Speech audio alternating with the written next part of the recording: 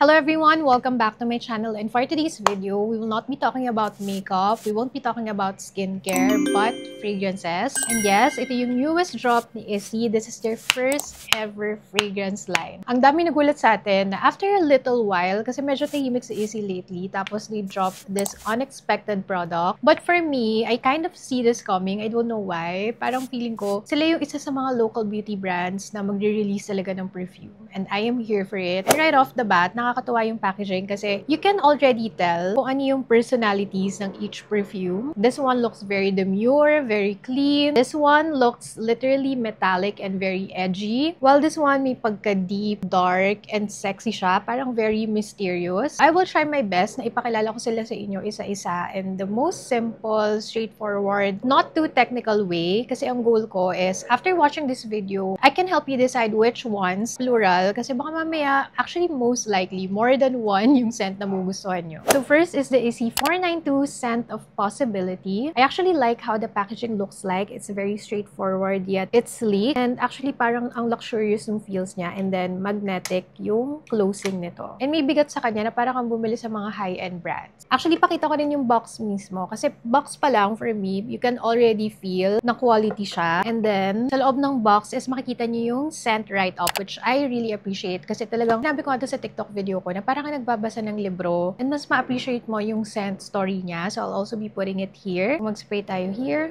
Alam niyo yung scent niya, like from the color of its bottle, it really represents the color white. Actually, on point talaga yung colors ng bottles dun sa notes and dun sa mismong scent story ng mga fragrances nila. Lalagay ko here yung fragrance profile niya. But right off the bat, you can already smell yung clean, white florals. Fresh siya with a little bit of musk. Siya yung type ng scent na very demure, clean, yet still with power. Kumbaga kung tao siya, she's a clean girl na demure, yet you can still feel her presence in the room. And kapag inamoy niyo siya, you can imagine a neat white space with white floral arrangements, tapos all-white outfit, a clean bun. Yun yung exact vibe na ni-imagine ko whenever I smell this. And for me, ito yung type ng scent na personally I would enjoy during daytime. Ito actually for me, yung pinaka-youthful sa lahat ng scents nila. Yung tipong may recommend ko even sa mga students. Next is actually, I think, my personal favorite. This is 551 Scent of Familiarity. And actually for me, ito yung scent na very Issey. I think that's also why silver yung na-assign ng color sa kanya because that's the signature color of Issey and I think it's very on point. I'll also put yung scent right up niya here.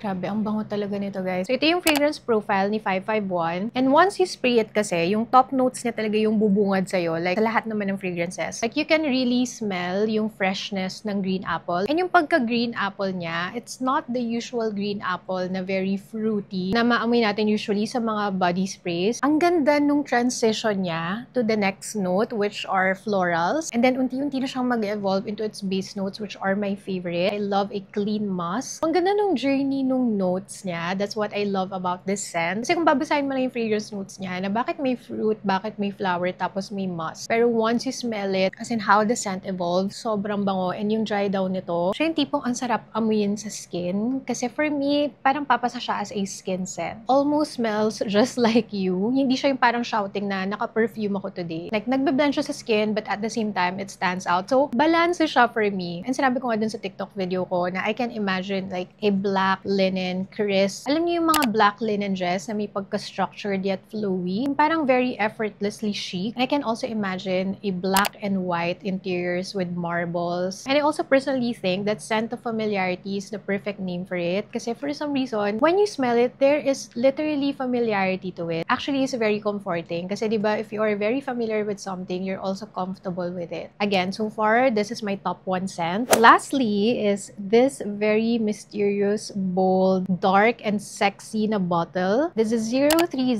Scent of Intensity. Pangalan pa lang, parang you already know what to expect. And again, like with the previous variants, the color really represents the scent well. Like black is really the perfect color for this scent. I also put yung scent right up niya here. So this one, right off the bat, una mo talagang maamoy sa kanya are the spices. Like this is really a very spicy scent. Then nag-evolve yung scent into incense. And ang pinaka-naamoy ko sa dry down niya or sa base notes niya is yung leather and yung musk. Actually, if you like any of the first two scents, ito yung alter ego mo na scent. Parang ganun siya. It smells very inviting, very sexy, very intense, like from the name itself. You can really smell the leather, the spice, the musk. It has a sharp yet delicate scent. So ito yung magpapalabas ng dark feminine energy mo or yung masculinity mo. It's very empowering. It boosts your confidence. This is actually something na I like on my husband. Ito yung favorite ko sa kanya na scent. And personally, for me, ito yung scent na good for nighttime. I wouldn't personally use this during daytime, lalo na kapag mainit. Kaya rin mention ko kanina na baka hindi lang isa actually magustuhan nyo because you can use them on different occasions, different moods, different time of the day. And ang pinaka-favorite ko, I always share this on my TikTok videos, I like scent layering. And the good thing about these easy fragrances is that they are not made to compete. They are made to connect. Diba? I love that. Lalo na as someone na mahilig mag-layer ng scents because scent layering for me gives you the power to create your own unique scent. So far, nagiging go-to ko na layer for daytime use is itong si 492 Scent of Possibility and my favorite na si 551 Scent of Familiarity. By the way, whenever I layer them in terms of intensity. So, ano yung I think na mas intense na scent for me, yun yung hinuhuli ko. So, kung ano yung mas light, yun yung inuuna ko. Pwede nyo ring timplahan ko ilang sprays, kung ano yung gusto nyo mas dominant na scent. So, for me, 1:1 yung ginagawa ko with these two scents. And it's just a very effortlessly chic, everyday na scent. Ang ganda rin kasi nung mix ng citrus nito dito sa notes nung K551. So, for me, it's a good, clean, yet edgy, everyday scent. Also, hindi ko rin in-expect na I would like, lalo na for nighttime naman, na layering is these two. Itong si Silver and si Black. This one screams quiet luxury, yet spicy and mysterious. I mean, parang siyang black magic. Magsa-start siya na fresh, musky, and then medyo magkikick in yung spice and yung warmth ng notes nitong si 030. And for me, ang napansin ko rin na pinaka-long lasting sa akin na layer or combo is itong dalawa. As in, pag itong dalawa yung pinag-layer ko, they last really, really long on me. Actually, on the average, itong perfume ni Essie, naglalast talaga siya sa akin to the point na nung tinry ko siya for the first time, siguro in-spray ko siya mga afternoon the day before, and then the next day, naamoy ko pa rin siya sa wrist ko. But it definitely lasts longer whenever I layer sets. The last na combo is the Ultimate Izzy combo, which are combining all these three together. Ito yung the Ultimate Izzy signature. Again, they are really made to connect. Ito yung combo na gusto mong i-gatekeep. But of course, hindi natin i-gatekeep because it's the perfect balance. Nandun yung freshness, yung brightness nung 492 na scent or the white one. Nandun yung sophistication nitong si 551. Nandun yung boldness and yung spice nitong si 030. And again, you can personalize pa kung ano yung gusto nyo mas intense na notes just by spraying multiple times kung ano yung gusto nyo maging dominant na scent. Fragrance talaga is power. It does something to you, to your senses, to your mood. Like itong tatlo to, of course, they smell really good on their own. But layering them or personalization makes it more you. Like it tells more of your story, of your character. Kaya if you have the chance or if you have the samples, try nyo rin na mag-combine and let me know in the comments if ever na-try nyo nga and which are the combinations that work for you. And what I also like about the Sense Izzy, like all of their products, they are genderless. So kahit kanino, pwede siya. I actually really appreciate how Izzy introduced something new. Makonsider pa natin siya na new kasi hindi talaga lahat ng beauty brands, Filipino beauty brands, have a fragrance line. So I think this is the start. And for me, yung price point niya na 1,499